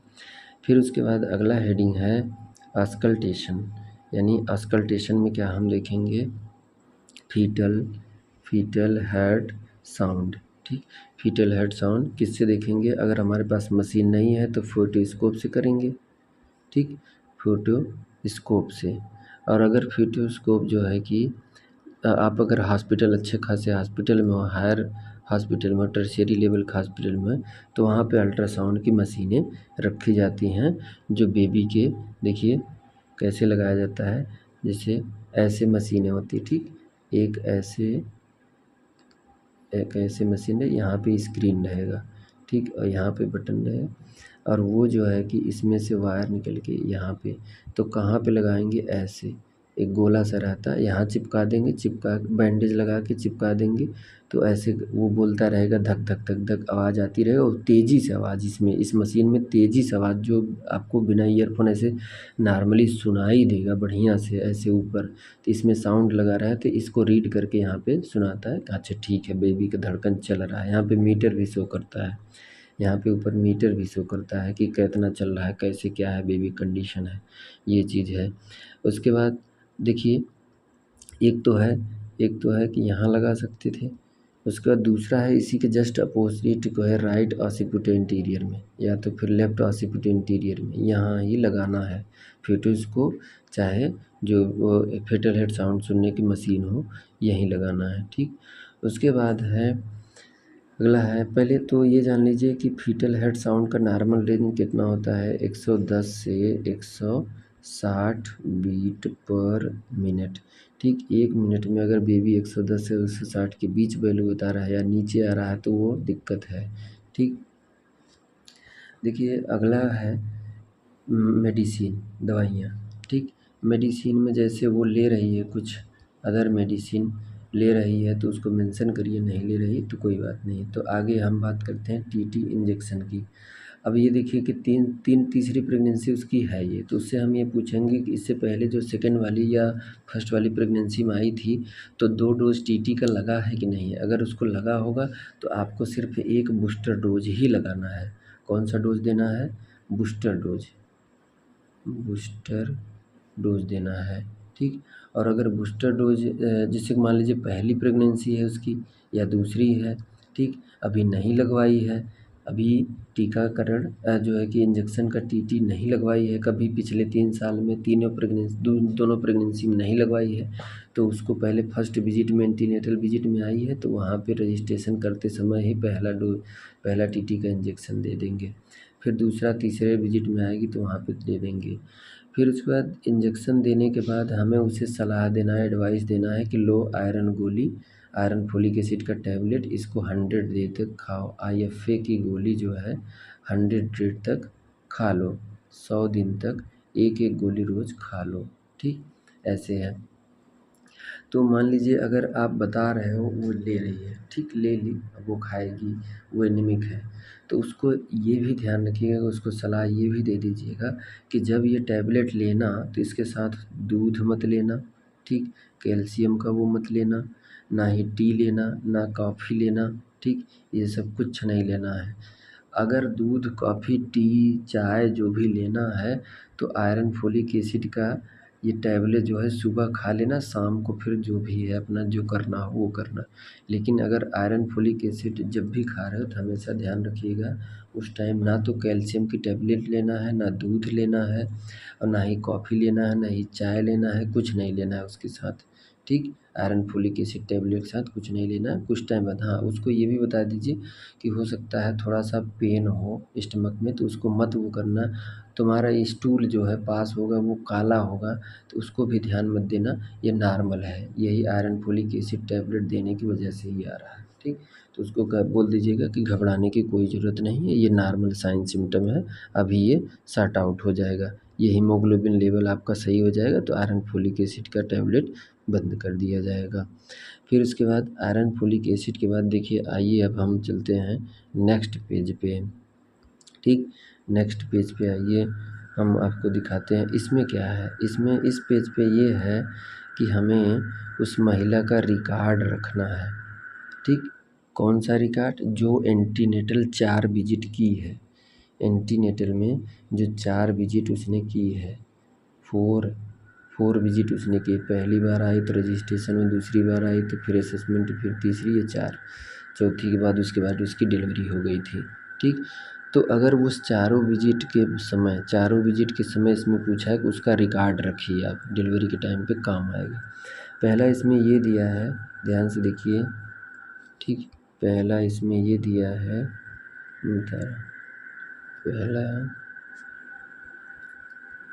देखिए, पहला date of visit, first visit वो कब आई थी उसका डेट लिखना है, यहाँ पे उसका डेट लिखना है, डेट, जो भी डेट को आई थी दिनांक को वो दिनांक लिखना। वीक ऑफ जेस्टेशन, जब आई थी तो उसका कितना जेस्टेशन एज था वीक में ही लिखना है। ठीक, 4 वीक, 6 वीक या फिर 8 वीक या फिर 10 वीक, कितने वीक हुए थे, 28, 32 जो भी था, जितने वीक का था उतने वीक का यहाँ लिखना है। उसके बाद फंडल हाइट में अभी हमने पीछे बताया कि जो ये देखिए, ये ऐसे एब्डोमेन हो गया, ये नाभि हो गया, नाभि से, ठीक, ये फंडल हाइट, ये पैर हो गए, तो यहाँ पे 1 2 3 यानी कि ये जो अम्बलाइकस है ये नाभि है, नाभि को 24 वीक मानते हैं। कितना मानते हैं?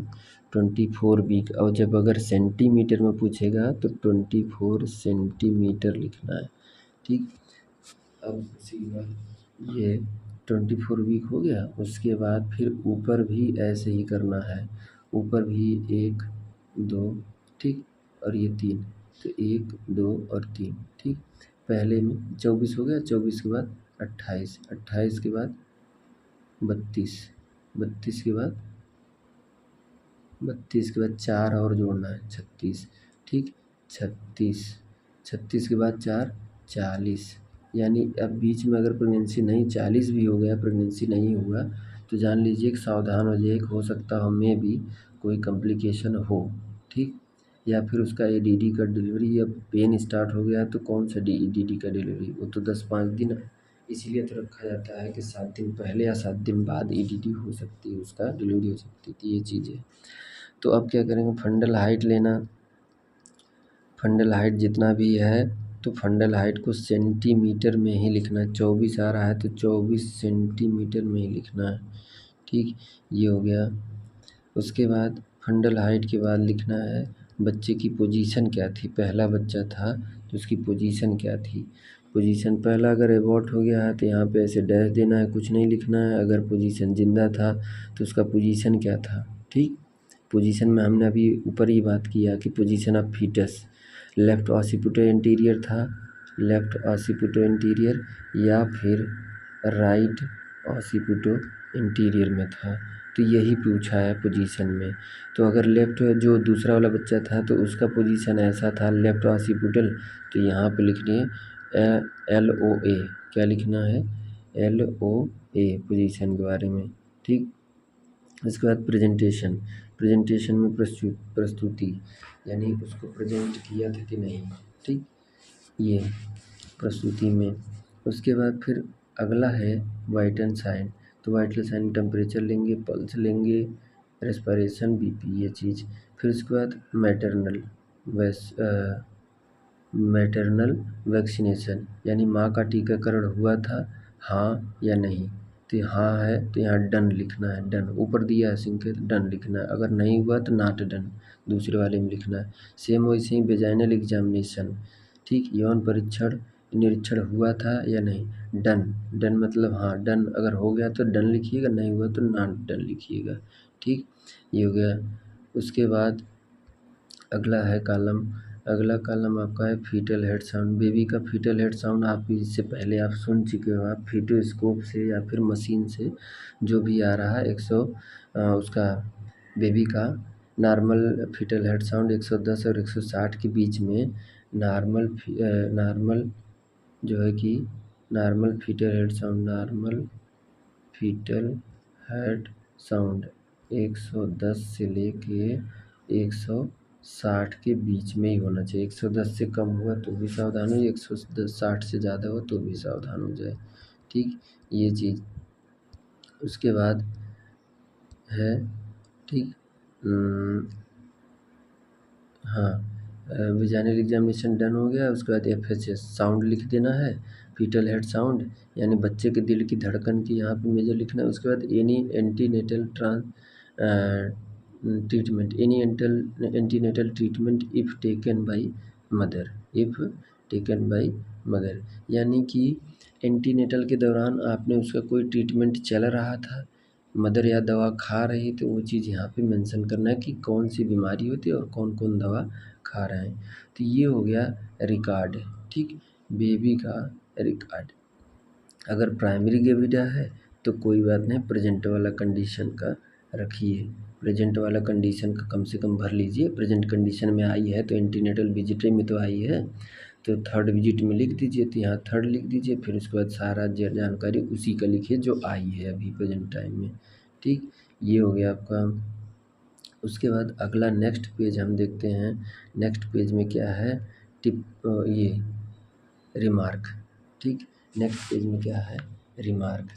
रिमार्क में देखिए आपको क्या करना है, रिमार्क में लिखना है कि एनी अदर, इतना सब कुछ करने के बाद और कुछ आपको मिला क्या, या फिर कोई सीवियरिटी थी क्या, कोई ऐसी दिक्कत थी बहुत ज़्यादा जो जच्चा बच्चा दोनों को खतरा कर सकता था क्या, तो यहाँ रिमार्क में लिखना है। फिर उसके बाद मेडिकल ट्रीटमेंट, यानी कि प्रेगनेंसी के दौरान अभी जब आई है तो प्रेग्नेंट है या कोई अदर ट्रीटमेंट ले रही है कि नहीं, इसका कोई और दवा चल रहा है कि नहीं, कोई रोग से बीमारी, तो उसका यहाँ पे डायग्नोसिस लिखना है। मेडिकल ट्रीटमेंट में यहाँ पे उसका क्या लिखना है आपको, ठीक, उसका आपको लिखना है, उसका आपको लिखना है ट्रीटमेंट। पहले डायग्नोसिस लिख दीजिएगा, डायग्नोसिस, डायग्नोसिस ऐसे डायग्नोसिस का सिंबल होता है ये डायग्नोसिस में। उसके बाद ट्रीटमेंट, ट्रीटमेंट में ऐसे लिख के डैश दे के यहाँ ट्रीटमेंट टैबलेट फला फला चल रहा है, ओडी चल रहा है, टैबलेट पैरासीटामॉल या फिर जो भी है पैरासीटामॉल ओडी, ठीक, ये फिर टैबलेट, टैबलेट क्या है कि एंटीबायोटिक में सेफ्ट्रियाजोन, सेफ्ट्रियाजोन जो भी एंटीबायोटिक चल रही है बीडी, ये चल रही है बीडी, ठीक, दिन में 2 बार। तो ऐसे दवाएं और डायग्नोसिस सारा चीज़ कहाँ भरना है आपको, मेडिकल ट्रीटमेंट वाले में। और रिमार्क वाले में हमने बता दिया कि कोई नया चीज़ आपने पाया, उस मरीज़ का एग्जामिनेशन कर रहे थे तो कुछ नया चीज़ आपने पाया या सीखा, जो भी ये लिखना है, ठीक। उसके बाद आइए हेल्थ एजुकेशन। हेल्थ एजुकेशन में उसको क्या देंगे, देखिए हेल्थ एजुकेशन में उसको हम पहली बात तो डाइट के लिए बोलेंगे, क्या बोलेंगे, डाइट के लिए, आहार, डाइट यानी आहार, क्या करना है उसे, डाइट, पहला सलाह ये देना है डाइट का या आहार का, यानी कि खाने पीने में वो क्या खाए और क्या ना खाए और कितना ज़्यादा मतलब कि खाए, जो भी है, या कम खाए कंडीशन के अनुसार। तो देखिए इसमें जो है कि डाइट के लिए आप सीधा अगर उसके इकोनॉमिकल स्टेटस, उसको सारा ऑप्शन बता दीजिए कि वो जितना तक क्रय कर सकती है, खरीद सकती है, वो चीज़ है। अब डाइट में उसको क्या सलाह दोगे आप, डाइट में उसको कहोगे कि आयरन रिच, आयरन और फोलिक एसिड रिच सब्जी और फ्रूट और दालें, सब्जी फ्रूट और दालें। अब बताइए सब्जियों में कौन सा है जो आयरन युक्त है, जैसे पालक हो गया, चौड़ाई हो गया, ठीक, ग्रीन वेजिटेबल जितनी हैं, जितनी भी डार्क ग्रीन होती हैं, जितनी भी डार्क ग्रीन वेजिटेबल होती हैं उसमें आयरन पाया जाता है, जैसे। और उसके बाद सब्जियों में ही जैसे कि वो sweet potato, beetroot, beetroot जो चुकंदर है, ठीक, चुकंदर, चुकंदर। अब एक चीज़ और ध्यान दीजिए, चाहे फ्रूट्स हो चाहे वेजिटेबल हो, जितनी भी फ्रूट और वेजिटेबल रेड कलर की हैं, रेड कलर की होती हैं, तो वो पक्का उसमें आयरन पाया जाएगा, ये चीज़ ध्यान दीजिए। तो इसको सब्जियों में क्या क्या कहना है, डाइट में इसको बोल देना है कि बीट रूट का रस ले, स्पाइनेच पालक खाए, गाजर खाए, वाटरमेलन यानी तरबूज वगैरह ये खाए, पोमग्रेनेट यानी सूखे वाले जो डेट, और उसके बाद डेट लिखिए, डेट पाम वाला, डेट पाम जो खाते हैं वो वाला। उसके बाद या तो फिर उसको कहिए एक सोयाबीन का दाना खाए, उसके बाद पनीर खाए उसको, या दाल पिए, उसके बाद बॉइल्ड एग खा सकती है, मिल्क प्रोडक्ट ले सकती है, ठीक। बस यही ध्यान लीजिए कि मिल्क प्रोडक्ट और मिल्क तब नहीं लेना है, जैसे सुबह अगर आयरन फोलिक एसिड की गोली ले रहे हैं तो शाम को लेंगे, जो भी है डेयरी मिल्क जो भी है, मिल्क प्रोडक्ट जो भी है, तो शाम को लेना है। तो ये आपका हो गया आहार, ठीक, क्या हो गया, आहार। अब उसके बाद दूसरा है, दूसरा पहला आहार है, दूसरा हमें सलाह ये देना उसे कि पर्याप्त नींद ले, क्या ले, पर्याप्त नींद लीजिए, पर्याप्त नींद या फिर प्रॉपर स्लीपिंग। तो नींद में आप उसको बताओगे ना कि कितने घंटे सोना है, कब कब सोना है, कितना उठना है, तो उसे ये कहिए कि कम से कम रात को, ठीक, नाइट में 8 घंटे सोए, 8 घंटे कम से कम सोए, और दिन में 2 घंटे सोए रोज़, ठीक, ये। उसके बाद व्यायाम, एक्सरसाइज उसको बता दीजिए। एक्सरसाइज में अगर 30-32 साल 30-32 उम्र उसका हो गया है, और सॉरी 30-32 वीक की प्रेगनेंसी हो गई है, तो यानी अब कुछ ही दिनों में उसकी डिलीवरी होने वाली है, तो उसको एक्सरसाइज बताना है। पहला हमने क्या बताया, पहला हमने उसको बताया कि आपको सलाह देना आहार क्या लेना है उसे, दूसरा हमने ये बताया, ठीक, कि उसको प्रॉपर नींद लेना है, प्रॉपर नींद लेना है, स्लीप करना यानी कि स्लीप करना है, नींद लेना। तीसरा है इसमें, तीसरा है एक्सरसाइज, एक्सरसाइज, ठीक। एक्सरसाइज में अभी बताएंगे, एक कीगल एक्सरसाइज होता है, एक्सरसाइज में कीगल एक्सरसाइज और पेल्विक टिल्ट एक्सरसाइज। तो बताएंगे कीगल एक्सरसाइज क्या होता है और पेल्विक टिल्ट क्या होता है। उसके बाद अगला है पर्सनल हाइजीन, चौथा उसको दे दीजिए पर्सनल हाइजीन का सलाह दे दीजिए। पर्सनल यानी व्यक्तिगत स्वच्छता, पर्सनल हाइजीन के बारे में उसको हेल्थ एजुकेशन दीजिए। हेल्थ एजू उसको बताइए कि रोज़ नहाया करो, ठीक। क्या बताओगे उसे आप कि उसे रोज़ नहाना है, अपने नाखून को साफ़ रखना है, अपने पेरिनियल एरिया को हाइजीन मेंटेन करके रखना है, साफ़ सुथरा रखना है। अगर कोई फ्लूइड डिस्चार्ज हो रहा है तो उसमें साफ़ सुथरे कपड़े लगाएगी और कपड़े से वो उसको हटाएगी, ठीक। गंदा कपड़ा नहीं यूज़ करना है, तो ये है उसको बताना है। और डेली नहाना है, तो ये पर्सनल हाइजीन हो गया। फिर उसके बाद गर्भावस्था के दौरान जो है कि उसको यात्रा नहीं करनी चाहिए। कोई भी महिला अगर प्रेग्नेंट वुमेन है तो अगर जब प्रेग्नेंट है तो उस टाइम यात्रा वगैरह नहीं करना चाहिए। हवाई जहाज हो, चाहे ट्रेन हो, चाहे बस हो, कोई भी हो, यात्रा नहीं करना चाहिए। फिर उसके बाद परिवार नियोजन, फैमिली प्लानिंग के बारे में उसको हेल्थ एजुकेशन देना है। तो फैमिली प्लानिंग के बारे में क्या एजुकेशन उसको दोगे आप कि अगर मान लीजिए वो चौथी प्रेगनेंसी उसकी है ये और 3 ऑलरेडी हो चुकी है, तो उसके 2 बच्चे ऑलरेडी या 3 बच्चे ऑलरेडी पहले से हैं, तो उसको सलाह दीजिए कि देखिए अब जो है कि वो करा लीजिए, ऑपरेशन ट्यूबोक्टॉमी करा लीजिए, क्योंकि आपका परिवार भला है, सब कुछ है, इतना परिवार बहुत है। तो फैमिली प्लानिंग के लिए उसको फैमिली प्लानिंग बताओगे आप। अगर 2 चाइल्ड है तो 2 चाइल्ड के बाद वो कह दीजिए कि वो अपना क्लोज करा लेगी यानी ऑपरेट करा लेगी, ठीक। फैलोपियन ट्यूब ग्लाफ यानी ट्यूबोक्टॉमी करा ले। या फिर इंट्रायूट्राइन डिवाइस इंसर्शन के लिए बोल दीजिए। अगर पहला प्राइमरी ग्रेविडा है, अगर महिला प्राइमरी ग्रेविडा है तो उसे हम सिर्फ एडवाइस दे देंगे कि ऐसे ऐसे करना है। अगर 3 साल का तुम्हें कम से कम दूसरे बच्चे के लिए 3 साल का स्पेस होना चाहिए, इसी को कहते हैं बर्थ स्पेसिंग। तो ये सब उसको जानकारी देना है कि जन्म के बाद 3 साल का गैप रखना दूसरी प्रेगनेंसी में, ठीक। तभी आपकी शरीर और बच्चे का भी और शरीर का भी स्वस्थ हो जाएगा और आपको टेंशन नहीं रहेगा, ठीक। परिवार रिवीजन के बाद बताने के बाद उसको बताइए कि नवजात की देखभाल, मान लीजिए प्राइमरी ग्रेविडा है, पहली प्रेगनेंसी उसकी, उसे नहीं मालूम है कि बच्चे का ध्यान ख्याल कैसे रखा जाता है, तो आपको उसे देखभाल केयर ऑफ़ न्यू बॉर्न के बारे में उसको समझाना है, ठीक। समझाना है उसको। और उसके बाद ये भी समझाना है कि बेबी के डिलीवरी होने के बाद जो अम्बिलिकल कॉर्ड होता है उसका, उसको देखभाल करना है जब से तक सूख ना जाए।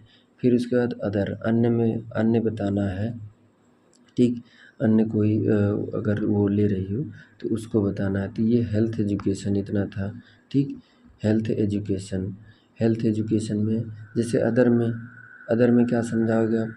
अदर में जैसे देखिए इतना सब कुछ समझाने के बाद आहार समझाया, पर्याप्त नींद समझाया, व्यायाम समझा दिया आपने, व्यक्तिगत उसका पर्सनल हाइजीन समझा दिया। उसके बाद गर्भावस्था के दौरान यात्रा नहीं करनी चाहिए। उसके बाद अगला है परिवार नियोजन, फैमिली प्लानिंग का भी उसको एजुकेशन देना है आपको। उसके बाद नवजात की देखभाल करना, ठीक। ये चीज़ें हैं। उसके बाद अदर जानकारी उसको क्या देना है आपको, अदर जानकारी उसको क्या देना है, अदर जानकारी में, ठीक। अदर जानकारी में जैसे उसे ये कहना है कि अभी जो है कि एंटीनेटल एग्जामिनेशन यानी कि अभी जो आने वाली प्रेगनेंसी, अभी 1 हफ्ते 2 हफ्ते बाद जो तुम्हारी प्रेगनेंसी होगी उसके लिए तुम तैयार रहो। तैयार रहने का मतलब है उसको कह ले कि पैसे की व्यवस्था जुगाड़ करके पहले से ही रखो, ठीक। उसके बाद सारे डॉक्यूमेंट जो भी आधार कार्ड, पैन कार्ड जो भी है, जितना भी है, बैंक का पासबुक, सारा चीज़ इकट्ठा एक जगह रखो उस टाइम, ताकि ढूंढना ना पड़े, इमरजेंसी में लेके जाना पड़े। फिर उसके बाद उसको ये भी बताइए कि प्लान फॉर डिलीवरी प्लेस, यानी कि उसको ये भी डिसाइड कर लो कि तुम्हें डिलीवरी करानी कहाँ है, पहले से ही डिसाइड कर ले, ठीक। उसके बाद उसको ये भी समझाना है कि देखो हीमोग्लोबिन है, या फिर उसके परिवार वालों को समझाना है कि हीमोग्लोबिन लेवल कम है, हो सकता हो ब्लड देना पड़े, तो कौन ब्लड देगा वो हमेशा तैयार रहे, हमेशा घर पे रहे, कहीं जाए ना जब उसकी डिलीवरी जो लेबर पेन स्टार्ट हो, तो यानी उसके साथ रहना है। फिर उसके बाद ब्लड डोनर यानी जो खून देगा उसका जुगाड़। फिर उसके बाद उसको हम बर्थ कैंपेन मतलब कि वो डिलीवरी के बाद क्या पहनेगी, स्वच्छ कपड़े क्या नहीं, और बच्चे को क्या पहनाएगी, ये सारे कपड़े आपको जुगाड़ करके पहले से ही रखने हैं, व्यवस्था करके पहले से रख लेना है। फिर उसके बाद अगला आता है उसको ट्रांसपोर्ट फैसिलिटी, यानी कि गाड़ी वाड़ी से जैसे हॉस्पिटल जा रही है तो उसके पास कौन से खुद की साधन है या फिर कोई ट्रांसपोर्ट फैसिलिटी लेना पड़े, तो इसको पहले से ही जुगाड़ कर रखें कि हम तुरंत ऐसे कोई दिक्कत आएगा तुरंत एम्बुलेंस है पास में ही है, या फिर उनको भी बोल देंगे, उनको भी बोला है हमने कि वो तुरंत आ जाएंगे। तो ये ट्रांसपोर्ट फैसिलिटी जो है कि अपना जुगाड़ करके रखें। और जैसे मान लीजिए अगर आपके घर पे भी 4 व्हीलर है, 2 व्हीलर है, तो उसके लिए आपके ड्राइवर बनते यानी ड्राइवर जो कोई भी हो वो हमेशा वहाँ पर प्रेजेंट हो जब आपका नज़दीक आए। ठीक, डिलीवरी नज़दीक आए, 1 हफ्ते रह जाए तो हमेशा क्या करें, इतनी सारी चीज़ें ये सब माइक्रो बर्थ प्लानिंग में भी आ जाएंगी। तो इतनी सारी चीज़ें अदर में उसको समझा सकते हो आप। ठीक, अन्य हेल्थ एजुकेशन दे सकते हो। तो इतना सब कुछ करने के बाद आपको अब देखिए यहाँ पे क्या करना है, स्टूडेंट का सिग्नेचर, और सिग्नेचर यहाँ पे स्टूडेंट का करने के बाद नर्सिंग ट्यूटर का, किसका करना है, नर्सिंग ट्यूटर का। देखिए यहाँ पे नर्सिंग ट्यूटर का यहाँ पे ये सिग्नेचर। ठीक, तो ये सिग्नेचर कराने के बाद आइए देखिए हम कुछ आप लोगों को ये ऐसे फ्रूट्स बताते हैं जिसमें आयरन बहुत ज़्यादा मात्रा में पाई जाती है। देखिए जैसे फिग। ठीक, फिग में देखिए 1.2 मिलीग्राम आयरन पाया जाता है, हाफ कप यानी कि अदर इसका आधा कप है। मेलन हो गया, ओलिव ग्रीन हो गया, कीवी हो गया, ग्रेप फ्रूट हो गया, ये सब जितने भी हमने वैल्यू लिखे हैं सब आयरन के ही वैल्यू हैं। ठीक, आयरन के वैल्यू, ऑरेंज हो गया, सब चीज़ें हमने लिखा, तो इसको आप देख लीजिएगा, इसको पुश करके वीडियो को पुश करके इसको देख लीजिएगा कि किस वाले फल में सबसे ज़्यादा आयरन पाया जा रहा है, तो इसको देखना है। बनाना भी है, ब्लैकबेरी है, करंट्स है, स्ट्रॉबेरी है, वाटरमेलन है, मलबेरी है, ये है। तो इसको आप जानते रहेंगे। ठीक, इसको आप जानते रहेंगे तो सही रहेगा, ताकि आप जो है कि इसको क्या कर सकें, जिसे महिला जो भी है उसको सलाह दे सकें, कि ये चीज़ें उनको इसको इकोनॉमिकल स्टेटस देखते हुए उसको सलाह दे सकें कि ये खा सकती हो। तो इसमें से इतनी सारी चीज़ें उसके बता दोगे कि ये भी खा सके, तो उसके लेवल का जो होगा वो खरीद के खाएगी। ठीक, तो ये है। देखिए उसके बाद जो है कि रस भरी। ठीक, ये देखिए रस भरी है, एप्रिकॉट है, एप्पल है, पोमग्रेनेट यानी अनार है, या प्रून है, या फिर एंसिस है, ये भी दे सकते हैं, उसको बता दीजिए। सब चीज़ें ये आयरन की वैल्यू हमने लिखी। फिर उसके बाद अब देखिए सब्जियों में डेट हो गया, डेट के बाद ये जो नाशपाती हो गया उसमें भी आयरन कितना पाया जाता है, सारे वैल्यू हमने लिखा है। तो इसको आप वीडियो पॉज करके आप देख लेना। अब देखिए पालक हो गया, स्पाइनच, ब्रोकली हो गया, कोलार्ड हो गया, कैबेज हो गई, कली हो गई, मशरूम हो गया, ये सारी चीज़ किस में कितना आयरन पाया जाता है। तो उसी हिसाब से अगर आप ये आपके पास जानकारी, ये नॉलेज रहेगा तो उस महिला की काउंसलिंग, हेल्थ एजुकेशन, आहार के बारे में उसको दे सकते हो। अगर एनीमिक है तो उसको बता सकते हो, जिस हिसाब से उसके स्टेटस का लेवल का होगा तो वो क्या करेगी, खरीद के खा सकती है, या फिर घर पे जो भी है तो इसी हिसाब से अपना खा सकती है। ठीक, तो ये रही आपका एंटीनेटल केयर भरने का जो है कि सिंपल और आसान शब्दों में। अगर देखिए टेंशन नहीं लीजिएगा, सब भर जाएगा, एंटीनेटल केयर भी केसेस भी भर जाएंगे। तो अब ये जो हमने अभी तक जो हमने बताया है, इसमें से अगर जो आप चीज़ जो पॉइंट अगर नहीं समझ में आएगा तो आप कमेंट बॉक्स में कमेंट कर दीजिएगा। ठीक, कि ये चीज़ नहीं समझ में आएगा तो उसको हम आपको समझा देंगे। ठीक, thank you for watching. Thank you so much time देने के। ये बहुत इम्पोर्टेंट है वीडियो, तो आप लोग पूरा वीडियो देखिएगा तभी आप फिलअप कर पाएंगे antenatal case filling of your case book, यानी अपनी केस बुक के अब टेंशन नहीं लेना है कि कैसे भरना है, कैसे क्या करना है। ठीक, तो थैंक यू अगेन। अगर मैटर अच्छा लगा हो, ठीक, तो ये और अपने दोस्त यार में शेयर कीजिएगा, और ज़्यादा से ज़्यादा लाइक कीजिएगा, और सब्सक्राइब ज़रूर कीजिएगा। Thank you so much.